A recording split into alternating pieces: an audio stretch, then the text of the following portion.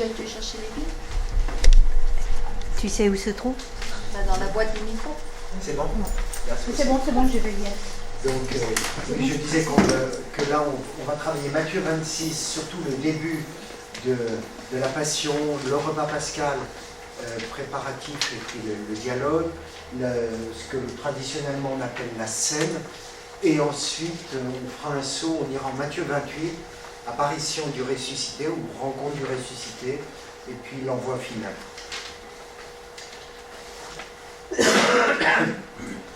Comme vous avez travaillé en groupe avant, ben, on va pouvoir... je fais un démarrage sur le début de la Passion, et puis après le repas ou autre, là, je vous redonnerai la parole pour que vous puissiez dire éventuellement des choses. On démarre par « Lorsque Jésus eut terminé tout ce discours, il s'adressa à ses disciples ». On a là le verset 1 comme un indice c'est une formule qui revient plusieurs fois dans Matthieu, et qui à chaque fois marque des changements importants. On a eu ça dans des étapes précédentes, quand à la fin du chapitre 7, dans le sermon sur la montagne, on a ça aussi à la fin du chapitre 13. Donc voilà, on a régulièrement ce genre de choses. C'est une formule littéraire, mais qui indique des grands passages de l'évangile de Matthieu. Vous savez que la Pâque a lieu dans 2 jours et que le Fils de l'homme va être livré pour être crucifié. On a déjà eu plusieurs annonces de la Passion.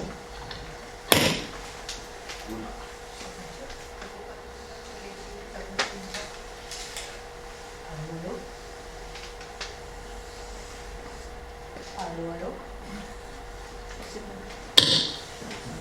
Pourquoi ça me... Allô?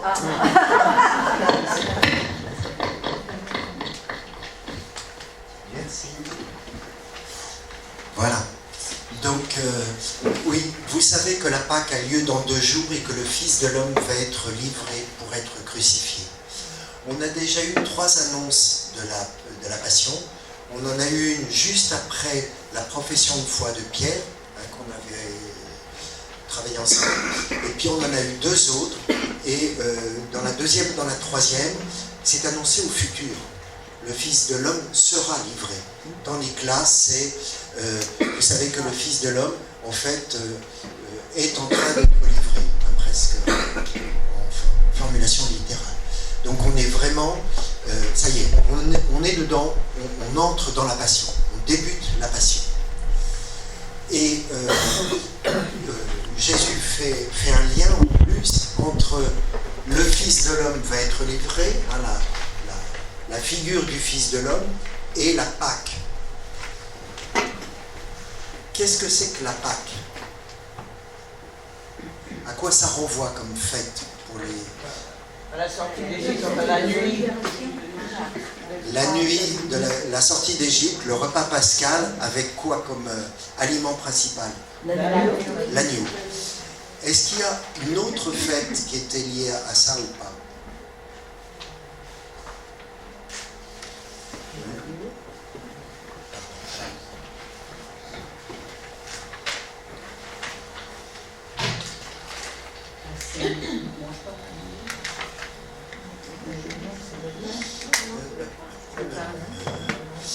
Il est question à un moment donné de... Le jour des pains sans levain. Voilà, merci, c'est ce que je cherchais. C'est quel verset?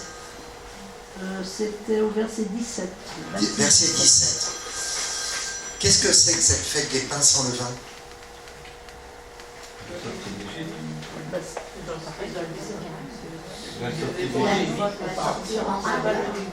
Oui, oui.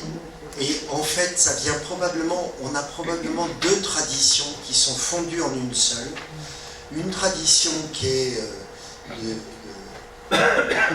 plus des tribus sédentaires, et puis une autre qui est plus une tradition nomade. Et en fait, les 2 ont été rassemblés, et au fond, au temps de Jésus, c'est une seule et même fête. La Pâque avec l'agneau pascal, et la Pâque, la fête des pains sans levain.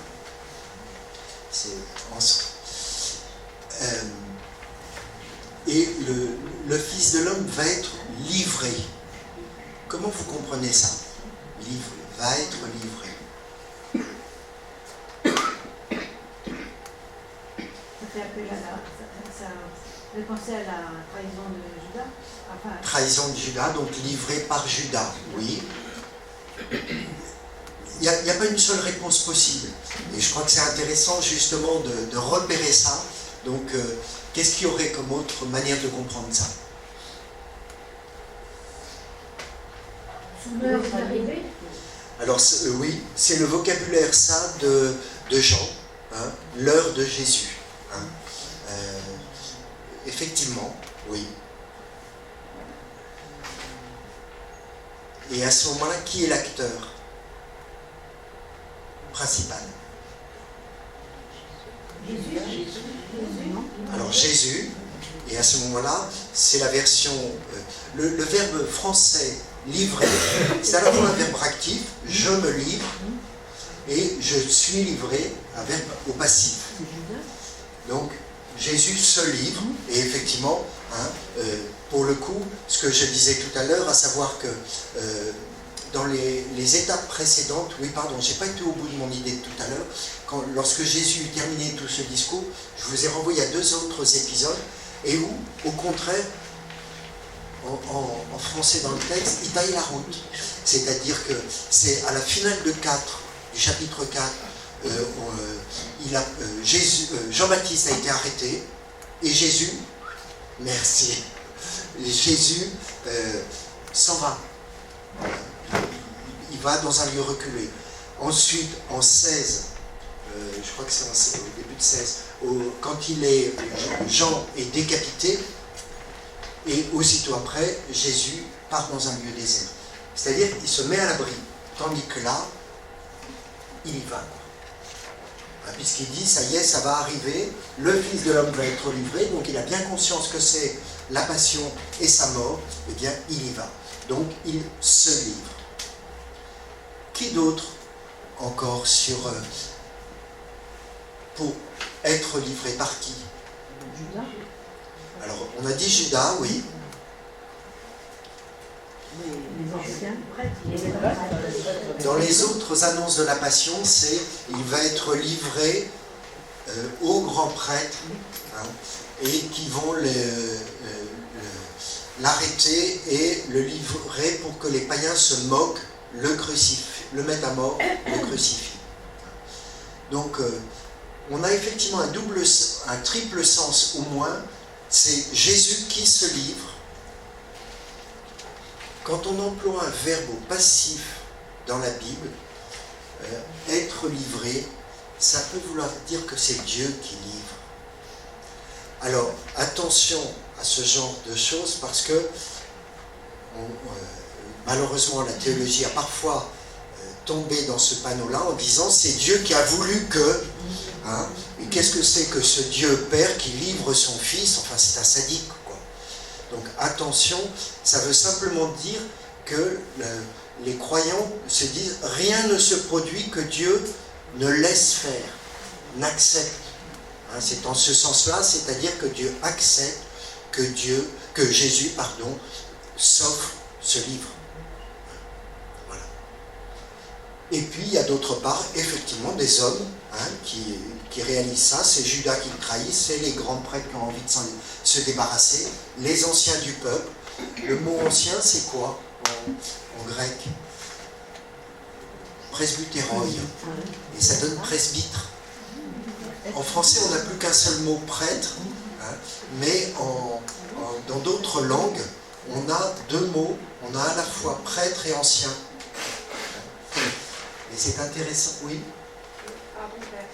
Non, non, En ce vas-y. qui concerne la définition que Dieu accepte, est-ce que ce n'est pas un peu contradictoire avec la prière de Jésus qui dit « Éloigne de moi cette coupe » et en même temps qui dit que ta volonté et non pas la mienne? Mais c'est-à-dire, c'est l'idée que, comment dire, la logique de la violence des hommes va aboutir à ça. Et Jésus dit, est-ce qu'il n'y a pas un autre chemin possible, quoi? Mais pour le coup, c'est Jésus qui accepte de passer par là, parce que Jésus est devant une contradiction à Gethsémani. Ou bien il accepte la logique dans laquelle il sent qu'il est pris, et qui le conduit à la mort, et à un apparent échec de sa mission, ou bien il prend la tangente, comme il l'a fait précédemment, à plusieurs reprises, pour continuer à annoncer la venue du royaume et espérer que des hommes et des femmes se convertissent, se tournent vers le Seigneur. Ce qu'a fait Jean-Baptiste, en disant changer de vie. Et là, on est à un moment ultime où effectivement, il se dit, c'est probablement le chemin, quoi. Il accepte ça. En se disant, c'est le plan de Dieu, même si je ne comprends pas de quoi ça mène. Parce que ce que nous peinons à, c'est homme et Dieu. Il a la double. Mais ou bien il sait tout d'avance, mais à ce moment-là, il n'est pas pleinement homme. Nous ne savons pas de quoi demain sera fait. Et nous devons l'affronter à main nue sans savoir. Pour autant, nous pouvons prendre appui sur Dieu, c'est-à-dire lui faire confiance, qu'il ne nous laissera pas tomber. Et Jésus, il est dans cette condition-là. Sinon, il n'est pas sauveur pleinement de l'humanité en partageant notre vie. Il reste toujours au-dessus, quoi. Et ça, c'est... non, il est pleinement humain, et donc il ne sait pas de quoi demain sera fait. Et il pose là un acte de confiance, qui est de dire, oui, je préférerais ne pas passer par là, mais j'accepte. Sans comprendre. Oui, mais s'il n'est pas pleinement humain, la résurrection n'a aucun sens. En tout cas, elle ne nous sauve pas de... Oui, oui, Marie-Madeleine. Oui, je vois aussi Jésus consent. Le consentement, justement. Oui, tout à fait. Jésus va être livré, que moi je dis oui, je ne fais pas, et je dis les deux fils. Oui, oui. Oui, exactement. Où on a ça d'une autre façon, alors plus sur le registre moral, chez Paul, qui dit « je fais le mal que je ne veux pas, et je ne fais pas le bien que je veux faire ». C'est-à-dire on a toujours en nous cette ambivalence et cette... Mais voilà. Non, si tu veux bien... je comprends bien que tu veux avoir la suite de l'histoire. Mais non, mais c'est pas ça, c'est que j'étais absente, donc je pensais que vous, comme vous parlez déjà, nous parlez. Non. Tu m'as perturbé. Désolé. Prends un coup de... Prends un petit coup en arrière. Ah bah non, je l'ai vu. Oui, donc non. À la fois Jésus qui affronte la Pâque qui est... ça y est, on entre dedans. Et puis livré, c'est à la fois Jésus qui se livre et il est livré par Judas, mais c'est aussi que Dieu accepte de passer par ce chemin-là, et que son Fils passe par ce chemin. Si vous vouliez revoir les autres annonces de la Passion, c'est 17, 22 et 20, 18. Vous pouvez retrouver ça dans vos notes de la tome en bas. Mais bon. Voilà. Ensuite, on peut avancer, vas-y. Ah oui, on est au... Je t'ai pas fait faire l'onction de Béthanie, je pense. Non. Et voilà. C'est plus sage. Ça nous laisse plus de temps pour le reste. Merci. Donc, on a entre ce passage-là et le tout début qu'on a eu tout à l'heure, on a l'onction de Béthanie. Une femme qui vient, Jésus est à Béthanie, chez Simon le lépreux, on ne sait pas qui c'est, mais on pense que c'est un Simon qui a été guéri de la lèpre, et voilà. Et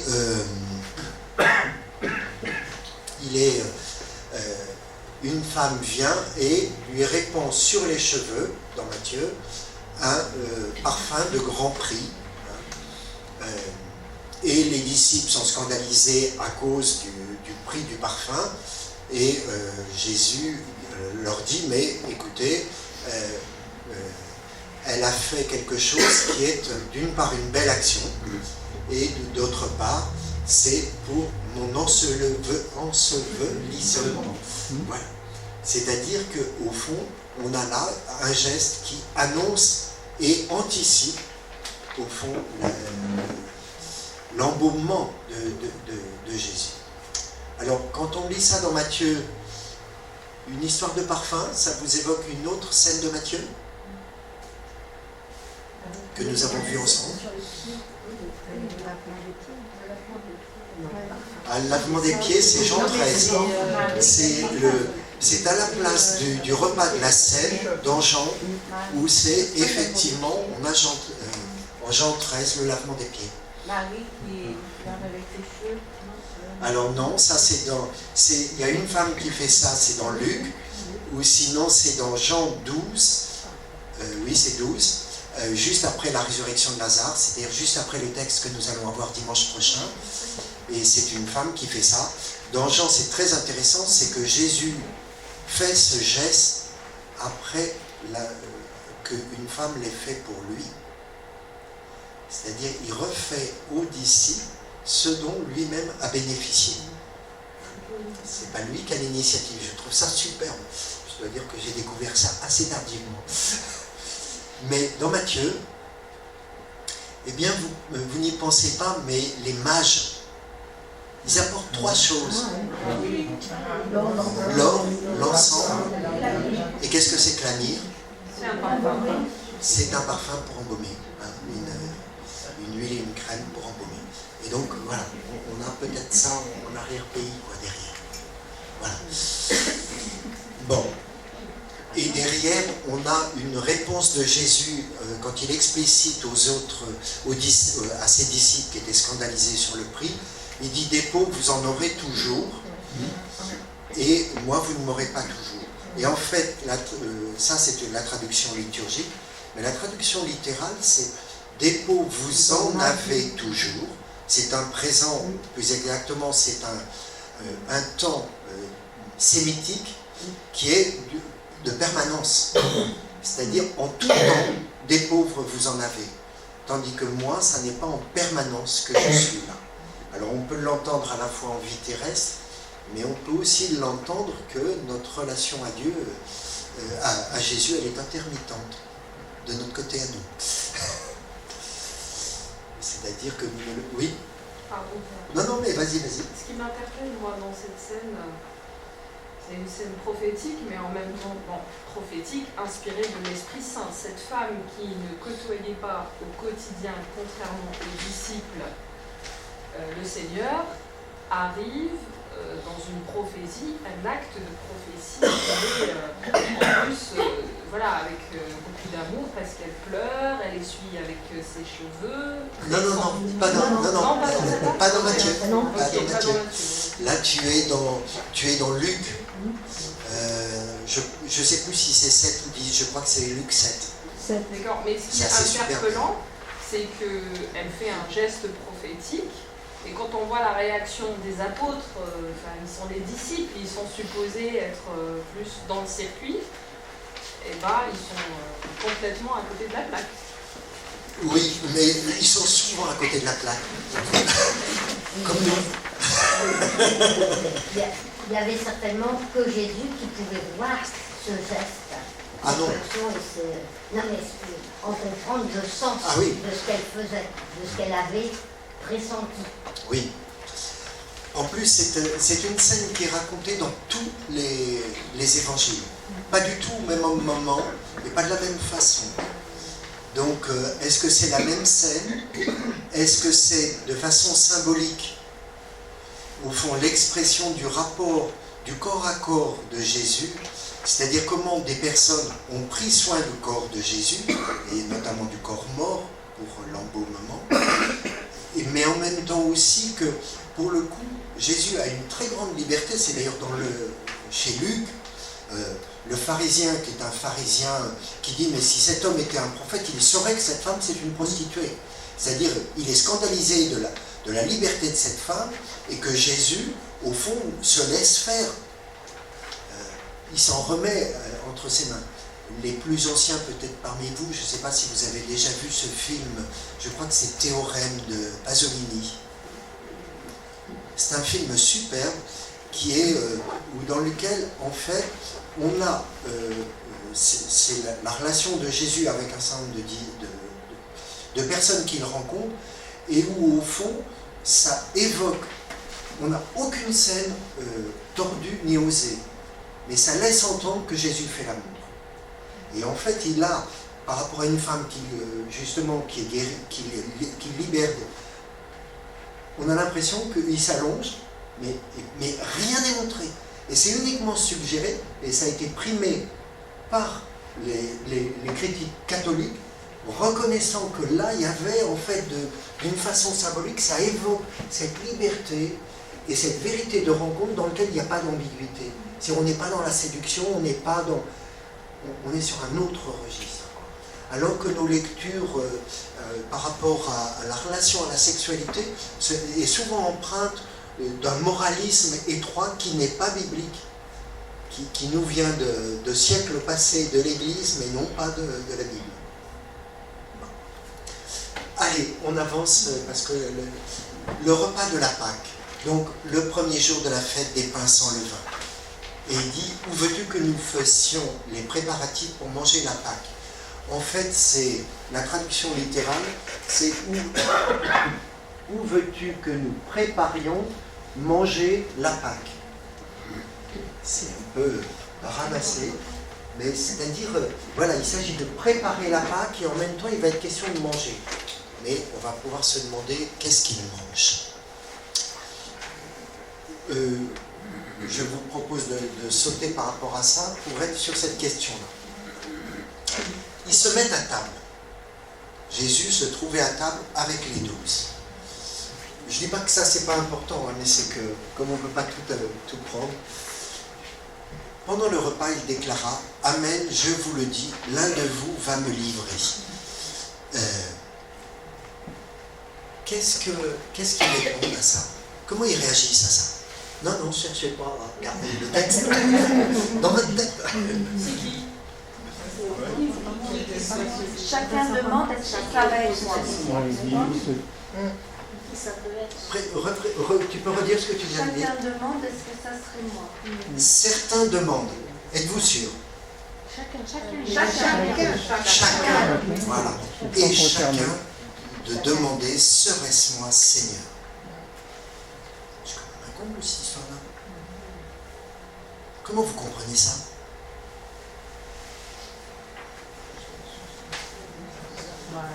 Ils se sentent déjà coupables. Quoi non? Ils se sentent déjà coupables. Si on se pose la question, c'est qu'on se sent quand même un peu coupable. Exactement. On connaît tellement la fin du film que pour nous c'est évident que c'est Judas. La preuve, quand j'ai posé la question livrée, tout de suite ça a été Judas sur qui on est tombé. Et là, chacun se pose la question, serait-ce moi, Seigneur?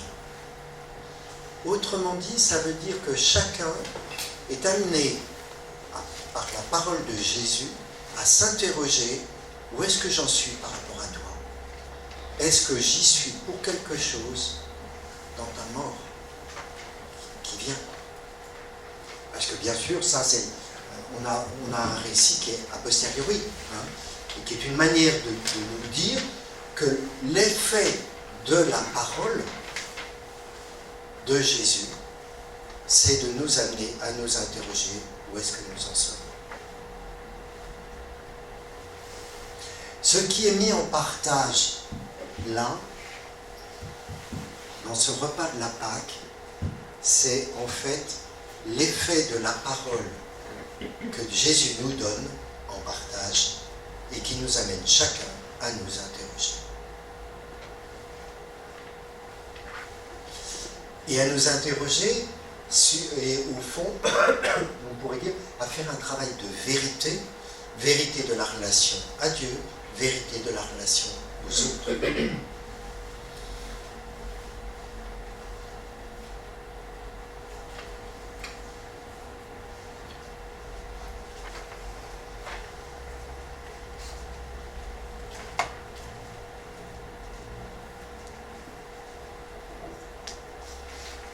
Même Judas va demander.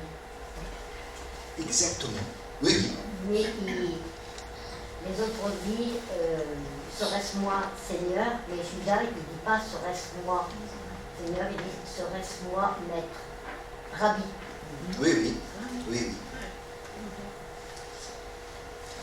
Et De fait, hein, comment dire, justement, ça renvoie à la manière dont chacun se positionne, parce que là, il se positionne devant le Seigneur. Hein, serait-ce moi Seigneur?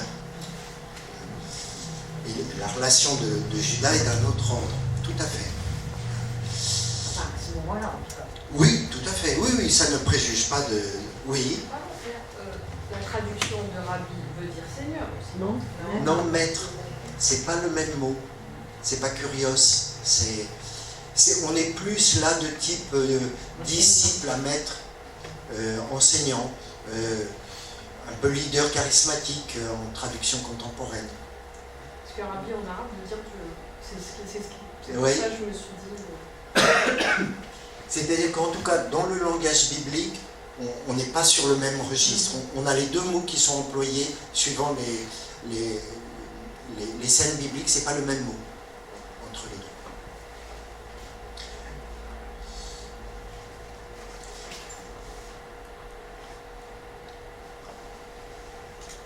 C'est bien écrit là, le maître te fait dire, mais normalement c'est Jésus là Oui.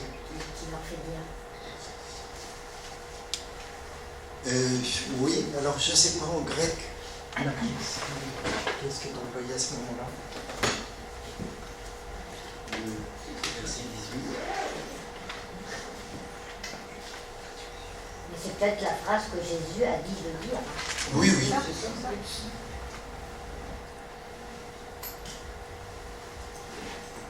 C'est Jésus. En fait.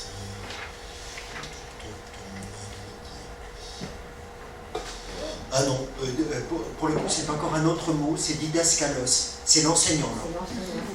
C'est encore autre chose. Là, pour le coup, on est dans la traduction liturgique. Et nos traductions liturgiques, elles sont faites pour qu'à l'oreille, ce soit facile à comprendre et à entendre. Ce qui fait qu'elles sont moins rigoureuses. Pour ça. Mais bon, voilà. On peut, juste avant de passer, celui qui s'est servi au plat en même temps que moi, c'est-à-dire que derrière, tous mettent la main au plat. Et donc, tous ont trempé dedans. C'est servi en même temps. Hein? Les textes évangéliques, les bibliques plus largement, sont fabuleux de symbolique, de signification. Vraiment, c'est là où on découvre que c'est vraiment inspiré. Allez, on avance. Je vous propose de continuer. Que mange-t-il? C'est-à-dire qu'à travers ça, effectivement, alors qu'ils s'étaient mis à table pour manger le repas de la Pâque, donc on pourrait dire qu'ils ont mangé la parole, et puis qu'effectivement ils sont mis à table, mais à l'autre sens du mot, hein, se mettre à table pour reconnaître sa responsabilité. Et voilà ce qui est dit par rapport à Judas. Le Fils de l'homme s'en va comme il est écrit à son sujet, ça c'est pour Jésus, mais malheureux, alors c'est pas malheureux, mais le mot exact c'est hélas. Mais hélas, celui par qui le Fils de l'homme est. Hein. On le prend souvent comme une malédiction, donc comme un jugement et une condamnation. Ça n'est pas une condamnation. Mais par contre, c'est de dire, effectivement, ça aurait été mieux, plus bon pour lui de ne pas être né. Et voilà. Et Judas, Rabbi, serait-ce moi? Et voilà, c'est toi-même qui l'as dit. Dans l'évangile de Matthieu,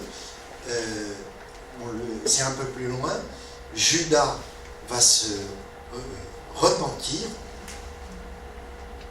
puisqu'il va revenir vers les anciens avec qui il a passé un contrat, en disant « Je vous ai livré un innocent ».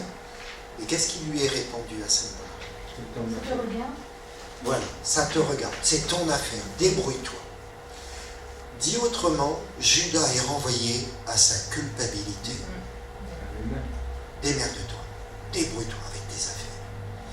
Et moyennant quoi, quand on est enfermé dans la culpabilité, on ne voit pas d'avenir. Et au fond, il va se pendre. Ça ne dit rien de ce qu'il en est du salut de Judas. Le texte ne dit rien là-dessus. C'est notre imaginaire qui après brode, et là vous avez tous les évangiles apocryphes et plein d'autres autour de ça pour combler les trous. Mais l'évangile n'en dit rien, seulement, voilà. Et si vous vouliez aller voir dans Luc, ça sera pour la célébration œcuménique du vendredi saint à Notre-Dame de la Garde, où on lira Luc. De grâce. Grâce, oh là. C'est un autre bout de mon histoire, Notre-Dame de la Garde. Pardon, je remontais à 50 ans en arrière, excusez-moi. Et l'itinéraire que fait Pierre, je ne le développe pas parce qu'on n'a pas le temps là. Voilà, allez, on continue à avancer dans notre...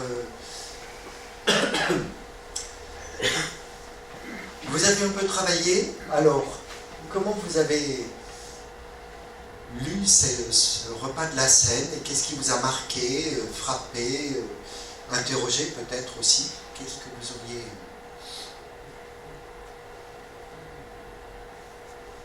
En cherchant, on a découvert que pour les Juifs, le corps et le sang, en fait, ça représente l'être entier, la totalité. Oui. Et puis aussi le fait que le passage soit après l'évocation de la trahison de Judas et que c'est un peu comme s'il il tendait une perche pour dire qu'il peut le pardonner, le péché qu'il va faire. Et après, Judas va choisir un autre voie, mais... Ce qui est intéressant de voir, c'est que aussi c'est versé pour la multitude. Oui, oui. Multitude, là, c'est au sens les nations, c'est les païens. C'est pour ça que l'ancienne formule liturgique, qui est une des deux au choix, en réponse juste à la fin de l'offertoire, j'aime beaucoup moi l'ancienne. Prions ensemble le moment d'offrir le sacrifice de toute l'Église.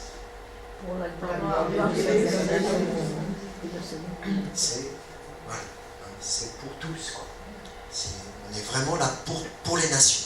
Et nous, ce qu'on s'est dit aussi, c'est que la multitude, c'est tous les pays, c'est tout le monde, mais c'est aussi dans le temps, pour ceux qui vivaient au temps de Jésus, mais aussi pour nous, et pour ceux qui viendront après. Oui, oui. Et quelle sérénité aussi, prononcer la bénédiction et ayant rendu grâce pour le pain et puis pour la coupe, que Jésus s'ajaillisse de son cœur. Là, pour le coup, c'est les... je ne sais pas si vous vous souvenez, quand on avait jeté un œil sur la multiplication des pains, pris du pain, rendre grâce ou prononcer la bénédiction, rompre, donner. C'est les 4 verbes qu'on retrouve dans l'Eucharistie, dans le mémorial eucharistique, et qu'on avait déjà dans la multiplication des pains. Donc on a là une formule qui est une formule très liturgique, on est déjà là dans des formulations de l'Église qui a déjà fait un bout de chemin, mais en même temps, ces 3 premiers verbes sont les premiers verbes du Shabbat, du repas du samedi soir, du vendredi soir, et donc du début du repas pour fêter la Pâque.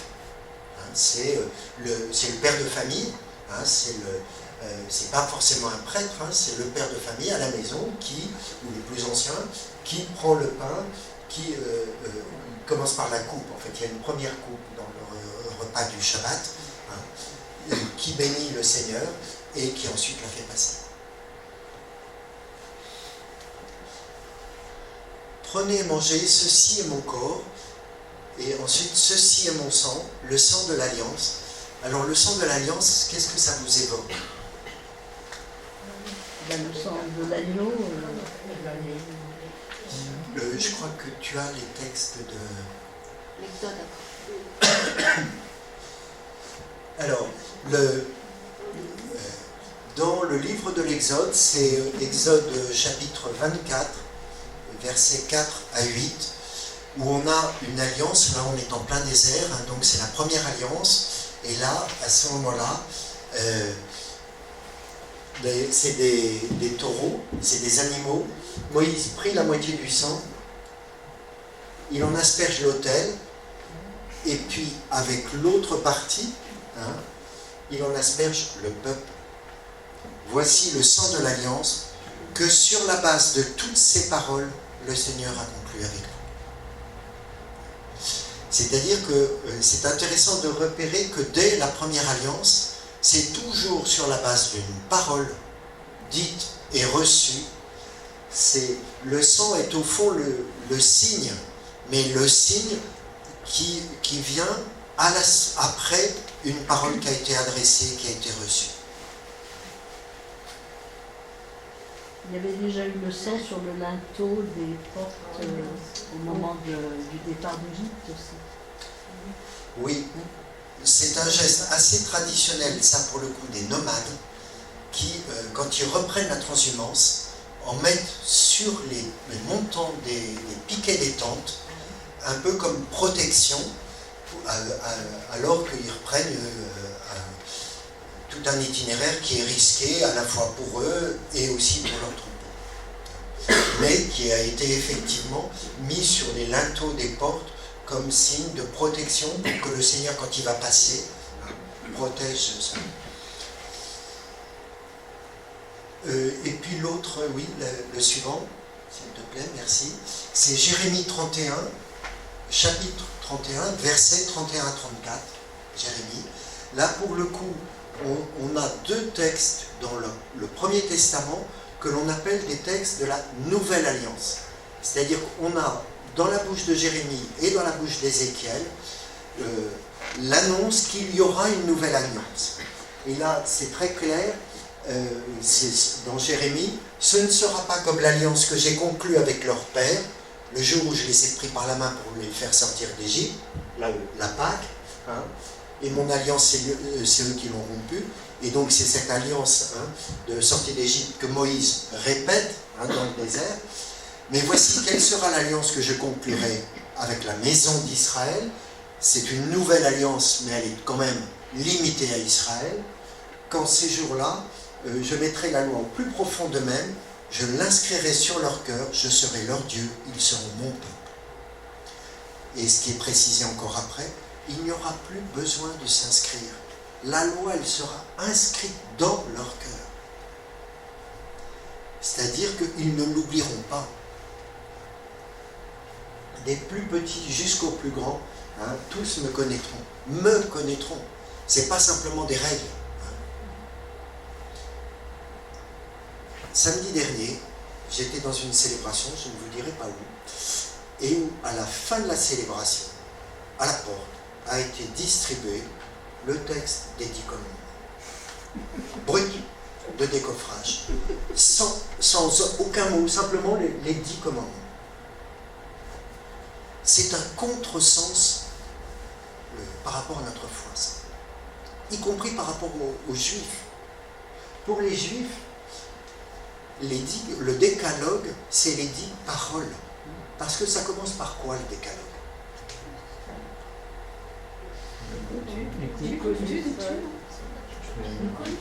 Écoute Israël, je suis ton Dieu qui t'a fait sortir d'Égypte.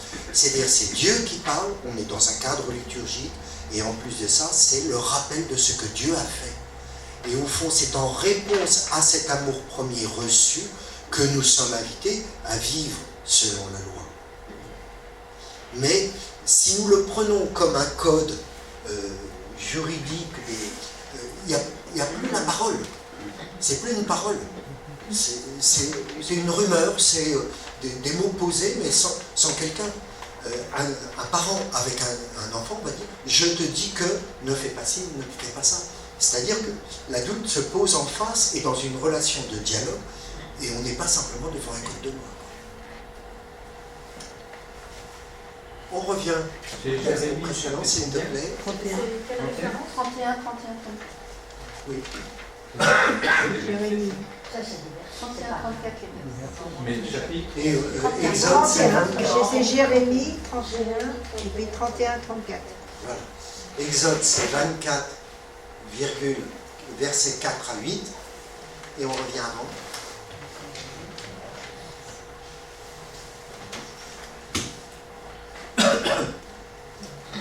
Parce que le sang, qu'est-ce qu'on en faisait pour les Juifs?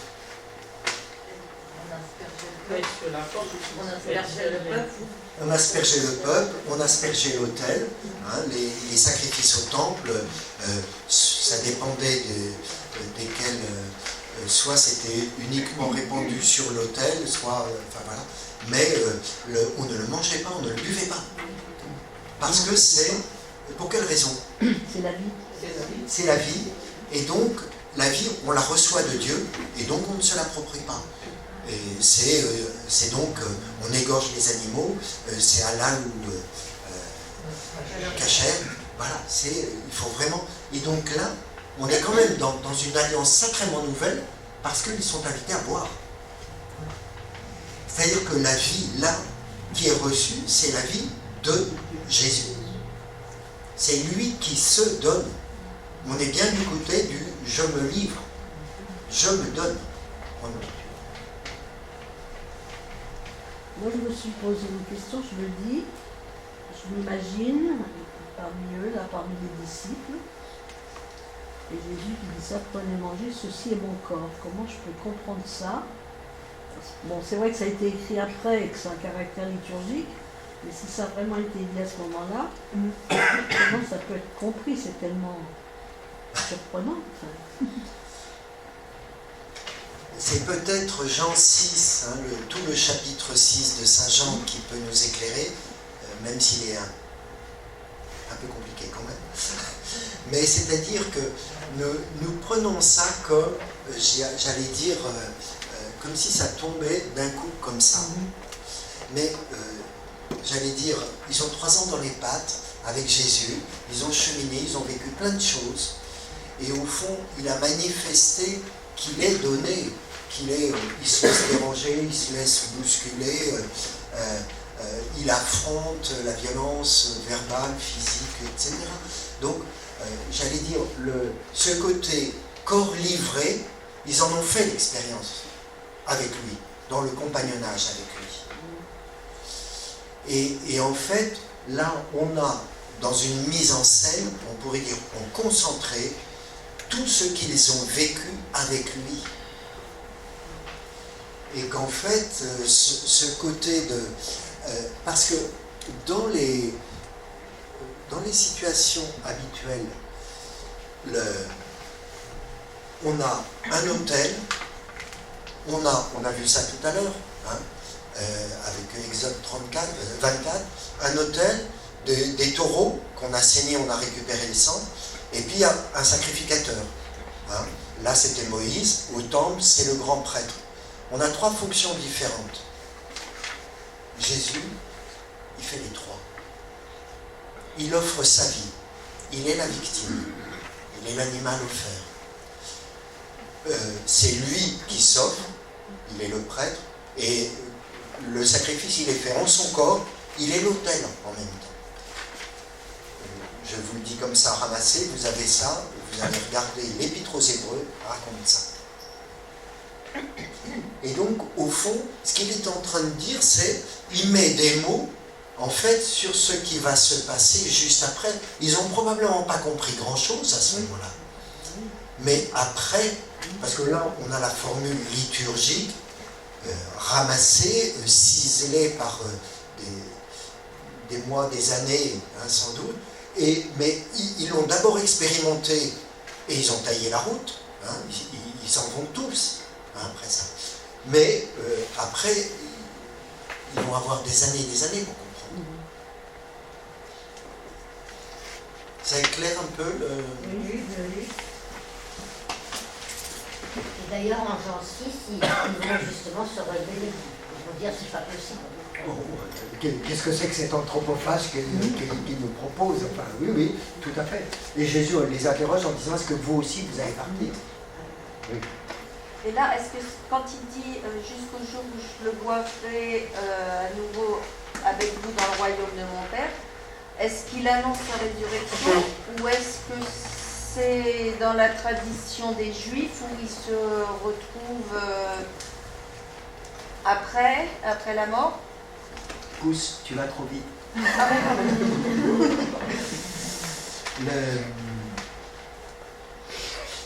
Je voulais vous attirer votre attention d'abord sur une chose, parce que ça, c'est ce que nous reprenons dans la liturgie de la messe.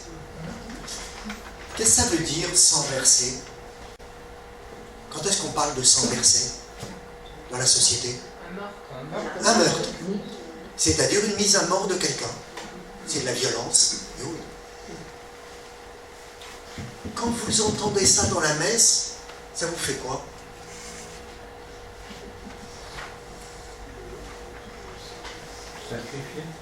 Jésus qui s'est offert. Jésus qui s'est offert. Oui. Mais ça pourrait nous conduire à de la culpabilité.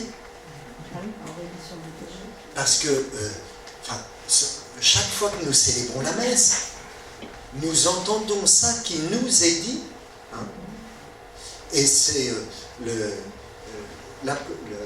faites attention une fois, vous regardez dans vos missels, ce que l'on appelle la prière eucharistique.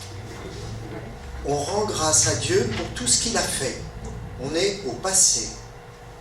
Enfin, c'est nous, c'est dit par le seul prêtre, mais c'est en nous. C'est-à-dire qu'il parle au nom de toute l'Église. C'est toute l'Église qui dit ça. Et qui remercie Dieu pour ce qu'il fait et ce qu'il a fait. On passe au passé, au dernier jour, il prie, et on a ces phrases-là. Ceci est mon corps livré pour vous, ceci est mon sang versé pour vous. C'est adressé directement à ceux et celles qui sont là. Et nous y répondons, louange à toi Seigneur Jésus. C'est-à-dire nous reconnaissons que c'est Jésus qui est en train de nous dire ça à nous aujourd'hui ici présents, quand nous sommes à la messe. Et donc, sans cesse nous est rappelé à la fois le côté corps tout entier livré, hein, et sans verser, c'est-à-dire cette mise à mort que Jésus a accepté de subir pour nous. Et donc, à nous inviter effectivement à... Alors vas-y, reviens à ton questionnement là. Est-ce qu'il annonce qu'il va ressusciter et qu'il pourra à nouveau boire le vin avec les disciples après la résurrection? Ou est-ce que c'est dans la tradition juive de se retrouver après la mort? Et là, il dit qu'il les retrouvera après leur mort à eux aussi. Alors, à l'intérieur de la tradition juive, hein, on a ça dans un des textes d'évangile, hein, avec les Sadducéens qui n'y croient pas et les autres, les pharisiens qui y croient. Donc ça, effectivement, tu as les uns qui... Mais il y a quand même, je ne boirai plus de ce fruit de la vie, c'est-à-dire qu'il y a bien un jamais plus. On est quand même du côté de la passion et de la mort, dans son côté définitif. Et en même temps, il parle du royaume, dont il n'a cessé de dire l'annonce. Et là, on est bien du côté de la foi juive et de l'attente d'un royaume, hein, d'un jour. Mais eux, pour les Juifs, ils espéraient, surtout en ce temps-là, que Jésus allait rétablir le royaume. Politiquement parlant, enfin, présentement, hein, comme diraient nos amis québécois. Mais là, mais en même temps, il leur dit jusqu'au jour où je le boirai de nouveau. Donc, il annonce bien qu'il y a un avenir. D'une certaine façon, Jésus là dit une parole qui ouvre un à venir, alors qu'il vient de leur annoncer, qu'il va y laisser sa peau et que ça arrive, quoi. Et que c'est en plus à cause d'eux, et à cause de l'un d'eux. Ce qui veut dire qu'il ouvre l'avenir, et en plus de ça, c'est-à-dire c'est pas simplement lui qui va ressusciter, mais il leur dit qu'effectivement, ce royaume sera ouvert pour eux. Oui, oui. Et moi, j'ai pensé que c'était une promesse. Et du coup, j'en ai cherché d'autres. Oui, vas-y. Déjà, quand il a dit à celle qui a fait l'onction, il a dit que partout, ce serait une bonne nouvelle, c'était la clé, ça serait une bonne nouvelle proclamée au monde entier en mémoire d'elle, enfin en souvenir d'elle, Non, mémoire, en souvenir de ce que Jésus a fait. Et du coup, et ben là, il y a cette phrase-là, désormais, et puis en 26-32, il leur dit, après que je serai ressuscité, je vous précéderai en Galilée. Donc, ils ont, ça fait, enfin, il y a 3 promesses de... Oui, là on a très clairement l'annonce, quoi. Je crois que ça peut faire écho aussi à notre expérience humaine, comment effectivement des personnes avec qui on a vécu des choses fortes qui décèdent, et où après, j'allais dire, nous reviennent en mémoire des paroles échangées. Celles qui accompagnent des funérailles sont souvent assez témoins de ça dans les dialogues avec les familles et de ce qui s'échange et tout. Et que je crois qu'il y a là, je dirais, un premier niveau d'expérience de la résurrection. Dès aujourd'hui, c'est pas seulement dans un après la mort, je crois qu'il y a là quelque chose d'une permanence de l'amour et de ce qui a pu s'échanger. Et c'est en ce sens-là que la dimension parole est absolument essentielle. Et que si dans nos Eucharisties, nous sommes uniquement centrés sur le corps eucharistique, en oubliant que c'est une parole qui porte ça, ce don-là, eh bien je crois que nous ratons quelque chose d'essentiel, une des formes de présence de Jésus à nous, par les paroles.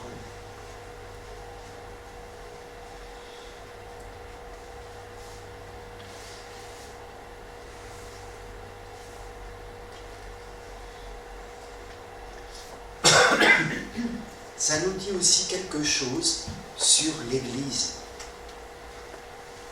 C'est la communauté réunie en mémoire du Seigneur, c'est pas une communauté de gens bien. Il y a Judas, il était à table avec, il a mis la main au plat. Pierre, et si vous continuez la lecture de Matthieu, il n'y en a pas un qui reste. Les femmes restent pas très loin, elles regardent, mais personne ne l'a défendu. Ça veut dire que si nous faisons une image de l'Église comme des gens bien, on a tout faux. C'est-à-dire que ça n'est pas une communauté de purs, c'est une communauté qui est chargée de la mémoire, qui a entendu cette phrase-là, cette parole-là, et qui va continuer à faire retentir cette promesse, comme le reformule Michel. C'est ce qui nous est dit, vous ferez cela en mémoire de moi, à la fin du mémorial eucharistique. C'est de ça dont nous sommes chargés. C'est ça qui est la figure même de l'Église. C'est pas d'être des gens bien, moralement parlant. Si on l'est, c'est pas plus mal, mais malheureusement, c'est pas du tout garanti.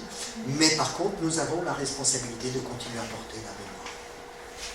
Et la mémoire qui n'est pas simplement rituelle, c'est pas des rites, c'est de faire entendre, et j'allais dire de mettre en scène, mais au meilleur sens du mot, dans la liturgie, c'est-à-dire de vivre en acte ce que Jésus a fait, à la fois par le volet de la charité, à la fois par le fait de partager la parole, et à la fois par le fait de célébrer les sacrements.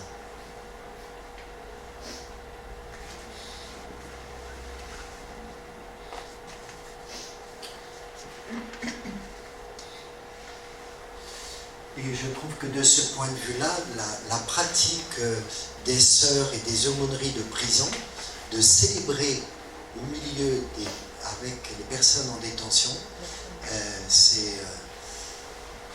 Bonsoir. Entrez. Nous rappelle ça. C'est sacrément important. Ça nous rappelle qu'effectivement, c'est offert pour tous, pour la multitude, et y compris qu'on vient à table.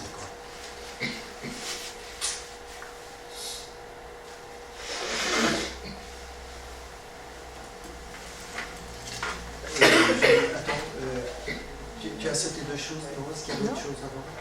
Oh non, d'accord. est-ce que par rapport à la scène au repas pascal et autres, c'est bon, on peut passer à la rencontre du ressuscité, ou il y avait encore d'autres questions que vous avez gardées et que vous n'avez pas osé poser? Il n'y a pas de...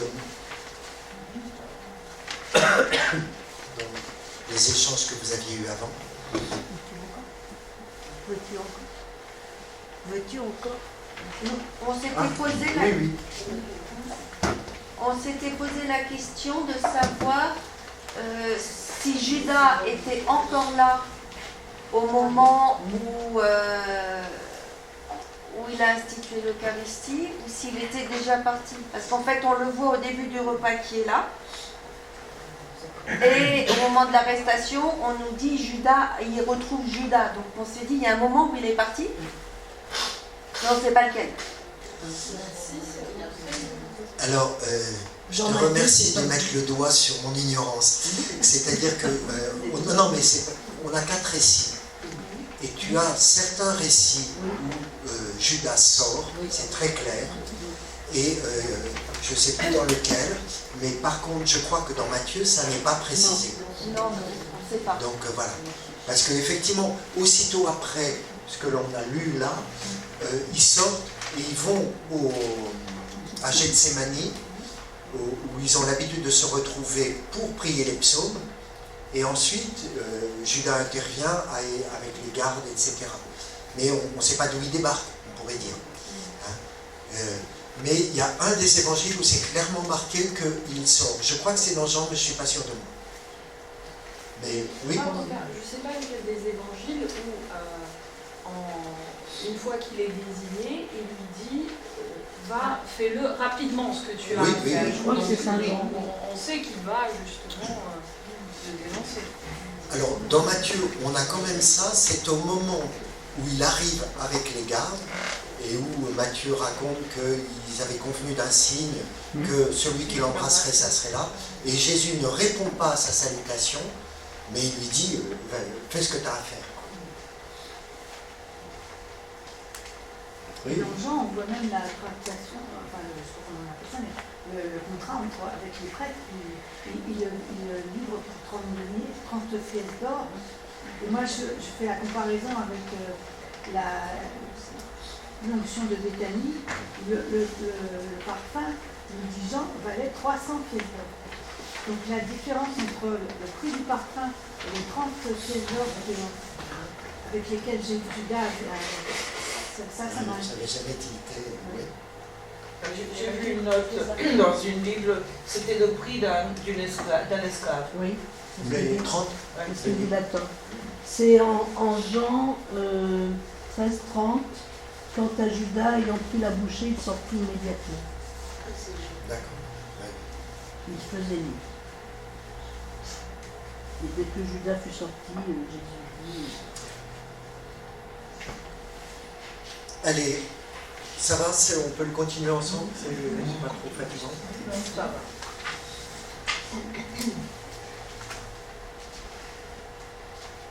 Est-ce qu'il y en a qui avaient eu le temps de le lire et de le travailler ou pas du tout? Vous l'avez donc sur vos feuilles de l'autre côté. Hein. Un côté c'était 26 et l'autre c'est 28. Parce que sinon on peut prendre quelques minutes en petit groupe ici, hein, sur place, si vous préférez.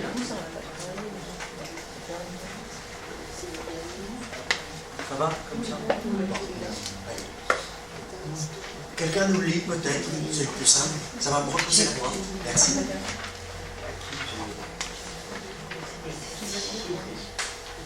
Allez.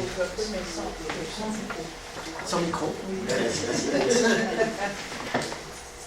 Après le sabbat, à l'heure où commençait à poindre le premier jour de la semaine, Marie-Madeleine et l'autre Marie vinrent pour regarder le sépulcre. Et voilà qu'il y eut un grand tremblement de terre. L'ange du Seigneur descendit du ciel, verrouillait la pierre et s'assit dessus. Il avait l'aspect de l'éclair et son vêtement était blanc comme neige. Les gardes, dans la crainte qu'ils éprouvèrent, se mirent à trembler et devinrent comme morts. L'ange prit la parole et dit aux femmes, « Vous, soyez sans crainte, je sais que vous cherchez Jésus crucifié. Il n'est pas ici, car il est ressuscité, comme il l'avait dit. Venez voir l'endroit où il reposait, puis, vite, allez dire à ses disciples, il est ressuscité d'entre les morts, et voici qu'il vous précède en Galilée, là, vous le verrez. Voilà ce que j'avais à vous dire. Non, non. On y viendra après.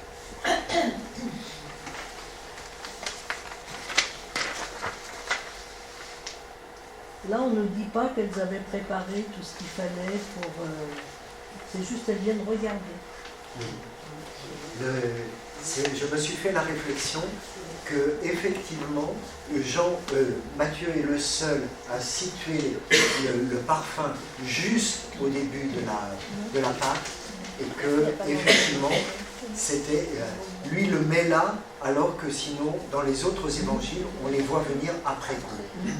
Et c'est bien, on a bien là le rapport au corps, et au corps, au fond, on a peut-être aussi le signe là que c'était un vrai corps, quoi.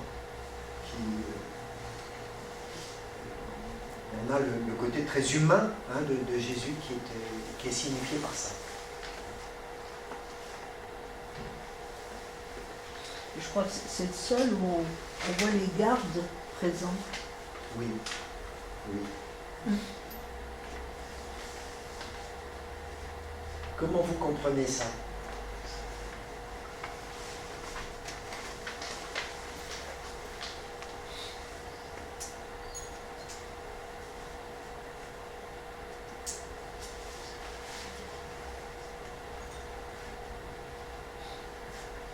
Peut-être exposer la question de ce qui pouvait se passer s'ils mettent des gardes, c'est qu'ils ont peur qu'il y ait quelque chose qui se passe. Ah ben ça c'est dit dans la... C'est dit dans le récit, c'est qu'en fait, les chefs des Juifs, en fait des anciens et des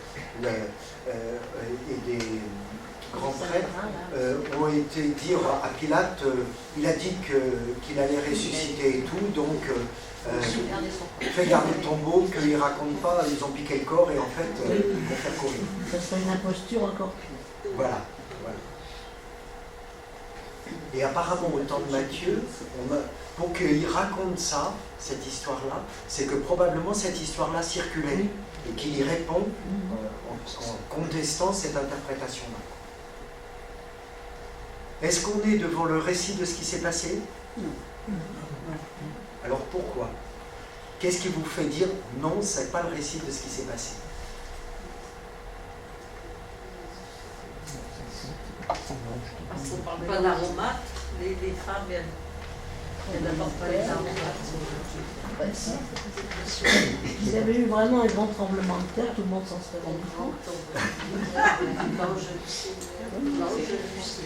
Le voile, je ne sais pas briser. Ah oui, c'est un peu apocalyptique comme Pardon? C'est un peu apocalyptique comme vision. Tout à fait. On est effectivement dans un vocabulaire et des représentations très apocalyptiques. C'est un style d'écriture qu'on connaît dans d'autres passages bibliques ou autres. Vous avez l'histoire le premier jour de la semaine. Déjà, ça laisse on est comme devant une nouveauté absolue ou autre. Ensuite, on a le tremblement de terre, tout est chamboulé. La pierre qui est roulée, et puis l'ange du Seigneur. C'est pas un ange. On a ça dans d'autres évangiles. L'ange du Seigneur, c'est pratiquement la présence du Seigneur lui-même. On est dans quelque chose d'assez... Et c'est souligné par le vêtement blanc, l'aspect de l'éclair. Ça vous rappelle quoi, ça? La transfiguration, évidemment. Oui. Et puis, par contre, il y en a d'autres qui, tout en étant témoins de ça, au fond, sont comme morts. Donc... Et l'ange qui prit la parole aussi, la voix dans la nuée, Dieu le Père qui nous annonce que c'est son Fils, qui prend la parole. Voilà ce que j'avais à vous dire. Ça, c'est typique d'un ange. Il est un porteur de parole. C'est vraiment... il est la parole portée, puis après il disparaît. Dans son annonce, qu'est-ce qui vous frappe, qu'est-ce qui vous semble...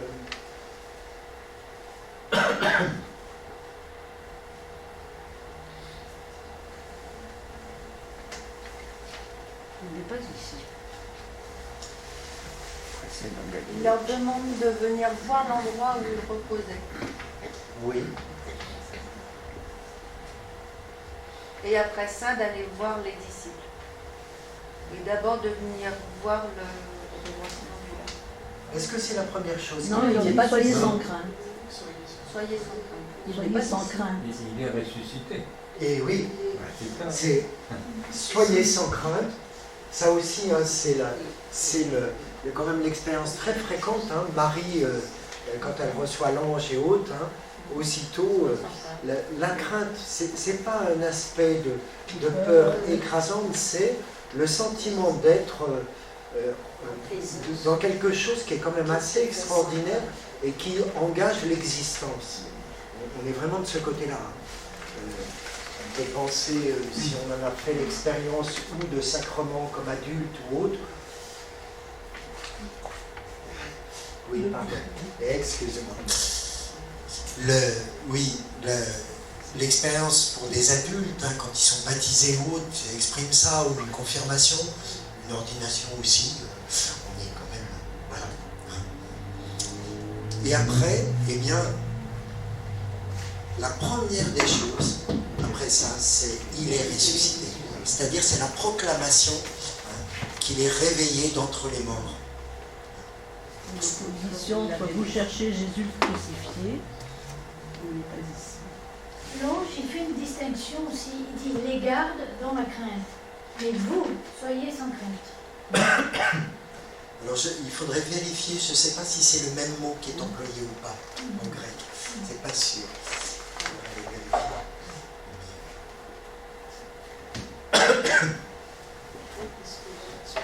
Alors, en même temps, dans d'autres évangiles, on a ça dans,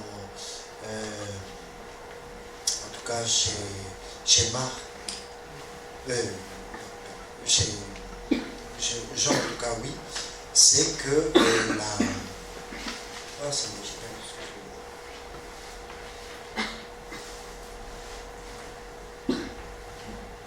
Elles n'ont rien dit à personne. En Marc, les femmes. Les femmes en Marc, elles n'ont rien dit à personne. Elles se sont tues. Oui, elles eurent peur. Oui. Moi, ce qui me fait sourire, et j'aime beaucoup ce passage, parce que alors que les hommes, ils sont enfermés, ils ont super peur, les femmes, par amour, par un acte d'amour et de courage, sortent pour s'occuper de leur mère. Et ça a toujours été un rapport très particulier avec les femmes. En tout cas, tu as tout à fait raison que dans tous les évangiles, dans les 4 évangiles, c'est des femmes qui sont les premières témoins de la résurrection. Donc, et ça tourne du côté de, j'allais dire, de la vie. C'est le rapport des femmes du côté de la vie. Après, dans Marc, les femmes comme les hommes ont peur. Donc, il y a bien quand même quelque chose de là, d'une expérience qui est quand même très difficile. Mais, oui, oui.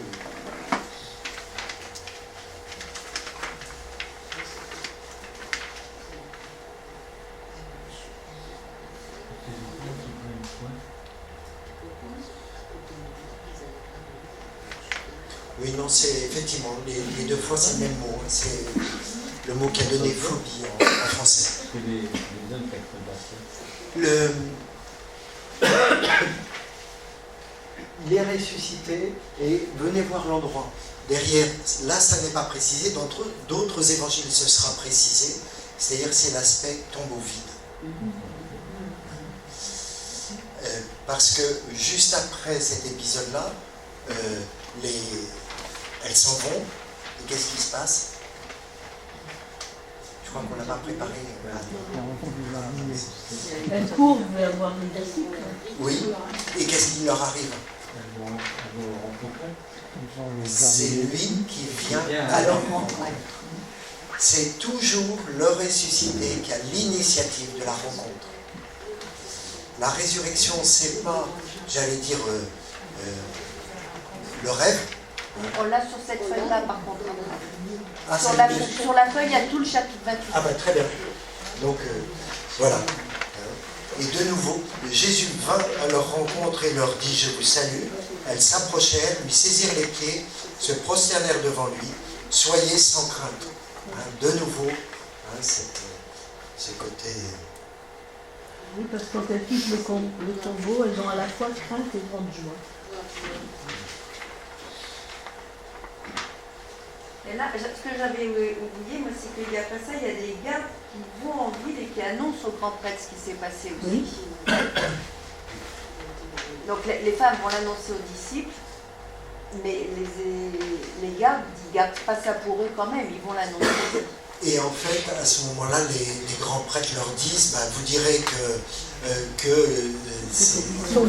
les disciples sont venus voler le corps. Ils leur donnent de l'argent. Et ils les payent pour ça. De nouveau, l'argent qui est en cause. Dans la rencontre avec le ressuscité, il y a cette dimension très étonnante que, elle se prosterne. De nouveau le rapport au corps, mais là c'est la prosternation, la reconnaissance de ce qu'il est. Et ensuite, Jésus qui leur dit, allez annoncer à mes frères. Le ressuscité, c'est en même temps à la fois quelque chose qui arrive à Jésus, mais qui en même temps est aussi une relation avec les autres. Et la reconnaissance, on a ça notamment en Jean 20 pour Marie-Madeleine. Ne me retiens pas, je monte vers mon Père qui est votre Père, et toi vas annoncer à mes frères.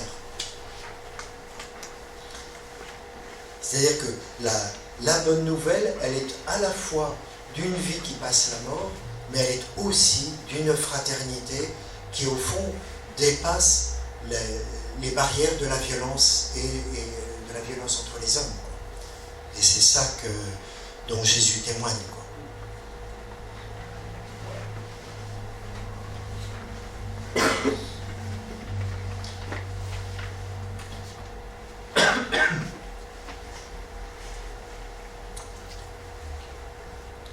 On passe à l'envoi final.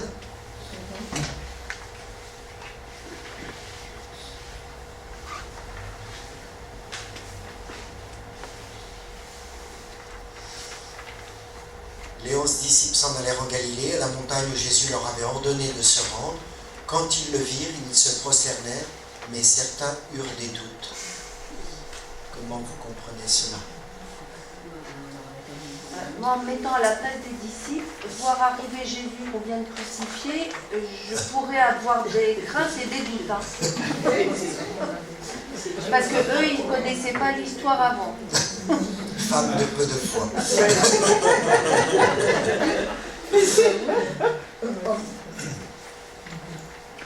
Oui, et pour le coup, Marc 16 développe ça, sur les 3 rencontres du ressuscité, 3 fois ça se termine par usurpeur ou n'écreur pas, etc. Tout à fait. Alors, d'autres interprétations essaient de minimiser les choses et disent, malgré leurs doutes, c'est-à-dire qu'il y a eu un temps de doute, mais que ça y est, ils sont passés à autre chose. Mais, bon, mais je trouve intéressant de garder cette formulation peut-être plus rude pour les disciples, parce que tous vont être envoyés. Ça veut dire que les témoins sont aussi traversés par des doutes. Et que la foi n'est pas une certitude comme un roc, elle est une traversée. Une traversée de l'épreuve, une traversée des difficultés, tout comme Jésus et puis Gethsémani que tu rappelais tout à l'heure. On est vraiment dans des itinéraires humains. C'est quand même extraordinaire qu'ils aient des doutes alors qu'ils l'ont vu. Heureux celui qui l'a pas vu. Oui, mais là, en fait, ils ne l'ont pas encore rencontré. C'est la première rencontre qu'ils font. Mais en même temps, je dirais que la matérialité du corps du ressuscité, hein, on a eu ça dans d'autres... Avec Thomas. Il rentre, tout est fermé, et il rentre, il est dans la pièce, donc ça veut dire que à la fois ils le reconnaissent et à la fois ils ne le reconnaissent pas. Après, est-ce qu'ils ont vraiment douté du fait qu'il est ressuscité ou est-ce qu'ils s'interrogent sur comment ça a modifié le fait qu'il est ressuscité, comment ça a modifié leur relation? Parce qu'en fait, eux là ils le retrouvent, mais la dernière fois qu'ils l'ont vu, ils l'ont fui au moment de son arrestation. Donc il y a cette rencontre et appréhender une réconciliation avec lui aussi, et c'est peut-être plus de ça qui doute que du fait qu'il est vraiment ressuscité. Oui, effectivement. On a ça mis en scène beaucoup plus, par exemple dans Jean, au chapitre 20.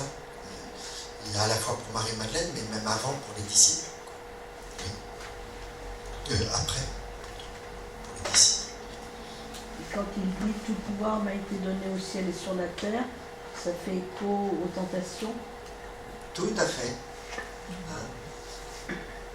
Parce que tout pouvoir m'a été donné, on est de nouveau devant un passif, ça veut dire c'est Dieu qui m'a donné, et à l'inverse de la prétention du diable, de Satan qui lui disait tout m'appartient, je te... Voilà, effectivement. Oui, aussi la montagne, ça peut évoquer à la fois la montagne de béatitude, la montagne de la transfiguration.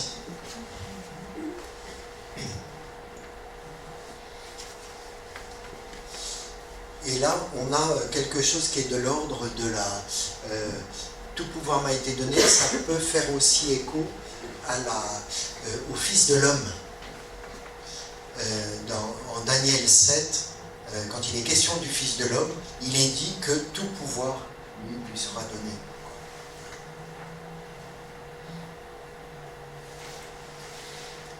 Baptisez-les au nom du Père et du Fils. De toutes les nations, faites des disciples. Comment nous comprenons cela? C'est pas que pour les Juifs. Témoigner, continuer de témoigner. Pardonne-moi, Je disais, c'était pas, si c'est de toutes les nations, c'est pas que les Juifs. Ah oui, tout le monde. ça tout à fait. Là, on est en plus complètement chez Matthieu, où vraiment c'est l'expérience qu'il fait et dont il témoigne. C'est-à-dire cet élargissement de la promesse qui est porté par Israël et qui continue à être porté par Israël, mais qui prend un déploiement et une extension extraordinaire avec le Christ, et qui donc s'élargit à toutes les nations. Tout à fait. Ils auront quand même quelques difficultés à le mettre en œuvre. On pense à la police des Alpes, c'était pas évident. Non. Mais les actes des apôtres, je dirais, on est dans les premières générations, et là on est avec un texte qui est des années 80-90.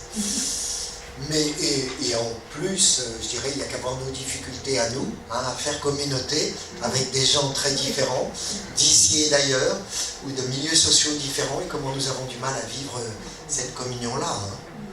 Donc, un point qui a fait difficulté, c'est faites des disciples de toutes les nations.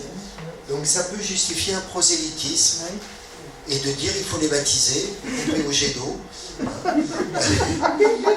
C'est un peu ce qui s'est fait en Amérique latine, au moment de la conquête, ou François Xavier au Japon, etc. Enfin bref. Ou bien on peut entendre dans toutes les nations susciter des disciples qui pourront être témoins dans cette culture-là, dans ce peuple-là. C'est-à-dire à ce moment-là, reprendre la catégorie de signes qu'on avait la dernière fois, qui était formulée par le Concile Vatican II. Et en tout cas, on a là une formule qui est une formule très liturgique et qui est donc déjà très élaborée. Ça date des premières communautés, mais déjà bien organisées. est-ce que l'annonce et la proclamation, c'est du prosélytisme? Pas forcément. Voilà, annoncer, faites des disciples, annoncer, proclamer. C'est un débat immense au sein de l'Église. C'est-à-dire quand on pense évangélisation, quand on pense proclamation, qu'est-ce qui est respectueux, qu'est-ce qui ne l'est pas. Un homme comme Benoît XVI avait dans son encyclique Deus et Caritas, Dieu est amour, il a une formulation où il dit les chrétiens savent bien quand est-ce qu'on peut parler de Dieu et quand est-ce qu'il faut seulement parler l'amour, laisser parler l'amour. C'est-à-dire où c'est la charité, quoi. Et que c'est ça qui parlera. C'est intéressant parce que Benoît XVI n'avait pas sa langue dans sa poche pour dire les choses et tout, donc, mais il a une formulation là très, très forte. On pourra le mettre dans ce qu'on enverra. J'ai envie de vous partager ce matin, je suis allée en détention et je dis aux surveillantes, je m'en vais porter des plaques à des personnes qui commencent le ramadan ce jour. Alors voilà. Et en même temps, je disais à mes collègues, voilà, dans la rue, dans les bus, ceux qui viennent visiter, on les voit repartir avec la tenue. Et puis nous, en France, en Europe, en Occident, on fait le choix de ne pas manifester. Mais en même temps, en venant ici, avant de venir, je me sentais vide partout. Mais le fait de venir, je me dis, voilà, toute nation, nous recevons, quoi. Voilà, c'était une façon de rebondir. Oui. Moi, je dois dire une chose, mon expérience en France... Oui, alors, mon expérience en France... Oui, le micro, c'est mieux. Tu as raison. Alors, mon expérience en France me trouble beaucoup, parce qu'au fait, je me rends compte effectivement que peut-être que l'accueil est un peu trop accueil au point de s'oublier, qu'aujourd'hui, la majorité des chrétiens, enfin du moins baptisés, ne savent pas ce que c'est que carême, mais ils savent ce que c'est que Ramadan. Donc, je pense que c'est bien d'accueillir, mais c'est bien aussi d'être un peu plus visible, sans bien sûr agresser l'autre, c'est pas le but. Mais effectivement, c'est très interpellant pour moi, parce que au fait, dans mon pays, les chrétiens, c'est des chrétiens qui sont convertis pour leur majorité, donc ce genre de choses, si vous leur demandez ce que c'est que carême, ils sauront ce que c'est que carême. Donc franchement, je pense qu'on devrait quand même se recentrer sur nous-mêmes, parce que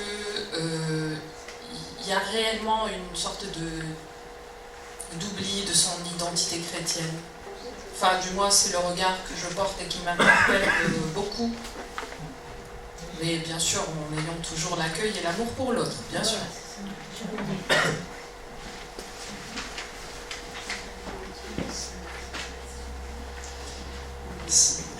Ces questions-là seront à reprendre, parce que ça sera notamment peut-être un des points du forum du secteur le 16 avril,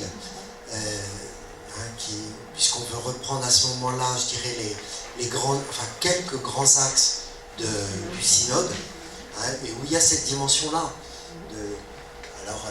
Après, les mots, ils sont piégés, parce que si on met évangélisation, tout de suite, on pense forcément prosélytisme, mais c'est comment nous témoignons de la foi qui nous fait vivre. Et je crois que là, il y a des choses intéressantes. Mais effectivement, ça sera à creuser. Eh bien, écoutez, je crois que on va s'arrêter là. Sauf s'il y avait encore d'autres questions. Il y en a sûrement, mais bon. Merci. En tout cas, je peux vous dire que ça m'a fait travailler Mathieu, me promener, et que vraiment, je ne regrette pas. Et voilà. Si ça vous a donné le goût, écoutez, tant mieux. Et puis, n'hésitez pas à vous retrouver avec d'autres pour continuer à lire. Que ce soit l'évangile de Matthieu ou d'autres passages de la Bible. Merci.